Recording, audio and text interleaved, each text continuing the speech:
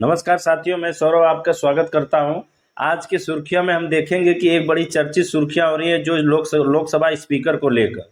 क्या बीजेपी एक ऐसा तोड़ निकाल लिया है कि लोकसभा स्पीकर में जो टीडीपी, जो तेलुगु देशम पार्टी वाले के और प्लस जेडीयू दोनों मना नहीं कर सकते उसको, वह कौन सी है नाम, और उसके बारे में चर्चा करेंगे। और साथ में हम ये भी बताएंगे कि स्पीकर पद के लिए जो विपक्षी पार्टियां हैं, जैसे आप हो गया, कांग्रेस हो गया और आपके तेजस्वी यादव, इनको बड़ी चिंता क्यों लगी हुई है, ये भी उनके उस कार्य है, उनको क्या लाभ मिलेगा, क्या वो स्पीकर पद के लिए विपक्षी पार्टियों का भी वहां मत जरूरी होता है क्या। बहुत कुछ आपको जानने को मिलेगा। सिर्फ चैनल को लाइक, कमेंट और सब्सक्राइब बस कर दीजिएगा।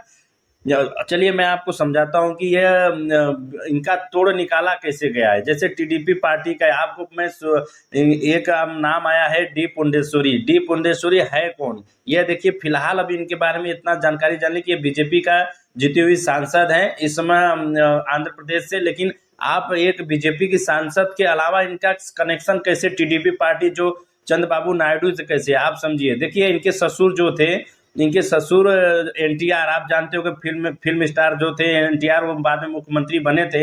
तो 1996 में जब चंद्रबाबू नायडू का जब सरकार मुख्यमंत्री बनाने के लिए तख्तापलट की गई थी, तो यह जो अभी की जो डी पुंडेश्वरी है उसमें उनकी साली थी। उन्होंने उनका अपने पिताजी का साथ छोड़कर अपने जीजा, यानी जो चंद्रबाबू नायडू थे उनके जीजा लगते थे, उनका समर्थन की थी। इसके वजह से एक प्रकार से इनकी तो साली हो गई। और दूसरी चीज आपको मैं समझा दूं कि यह जो डी पुंडेश्वरी जी हैं, ये 2004 में जो सांसद बन के यूपीए सरकार में इनका समर्थन, जो यूपीए सरकार के साथ मतलब आज की जो कांग्रेस सरकार है, इनमें भी मंत्री पद संभाल चुकी हैं। 2009 में भी मंत्री पद संभाल चुकी है। लेकिन इनके बारे में बताया जाता है कि जब वह आंध्र प्रदेश तेलंगाना टूटने की बात बोली गई थी उसमें कांग्रेस सरकार की वजह से, उससे दुखी होकर उन्हें 2014 में जो 14 मोदी लहर में इन्होंने पार्टी चेंज की, यूपीए के साथ चेंज करके सीधे बीजेपी में आई। और उसके बाद इनको भारी पद मिला, जो आंध्र प्रदेश की आज प्रदेश अध्यक्ष भी है। इनके साथ साथ इनको छत्तीसगढ़ और उड़ीसा का प्रभारी का कार्य भी देखिए, और महिला मोर्चा का भी संगठन देखिए। यह एक जुझारू, एक प्रकार के नेतृत्व करने वाली और सुफल थी। आप उड़ीसा का उठाकर देख लीजिए, आज मुख्यमंत्री बनाया जा रहा है बीजेपी के। तो इनकी प्रभारी का कार्य बहुत होता है जो स्टेट लेवल पर। तो यह एक प्रकार से तो उनकी साली हो गई।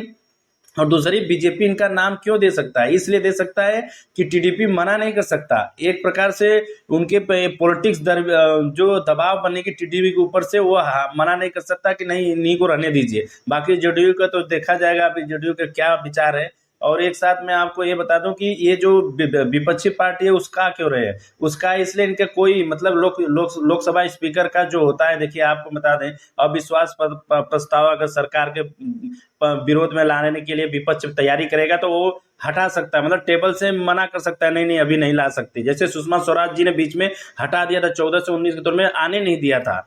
तो ऐसा उनके पास पावर होता है। और दूसरी चीज, जो शिंदे गुट की तरफ से आप एक तिहाई, अगर मान लीजिए एक तिहाई से ज्यादा अगर 10 सांसद कहीं हैं, तो 7 आदमी अगर मिल के अगर जा रहे हैं, तो मर्ज होने के लिए वो जिस पार्टी की तरफ जाएंगे तो वह पार्टी टूटा हुआ नहीं माना जाएगा, मर्ज माना जाएगा। तो उसमें लोकसभा स्पीकर का मतलब कि उनकी सहमति लेना जरूरत पड़ता है। तो इसलिए वो लोग जो विपक्षी पार्टी उनको उसका इसलिए रहे हैं, बार बार चिढ़ा इसलिए कि आप ले लेना, नहीं आपकी पार्टी तोड़ दी जाएगी। बीजेपी ऐसे पहले कर चुकी है।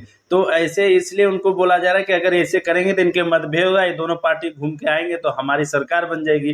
तो वो मौके का फायदा उठाना चाहते हैं। बाकी आपका कमेंट बॉक्स में क्या, कौन स्पीकर बन सकता है, कमेंट बॉक्स में लिख कर बता सकते हैं।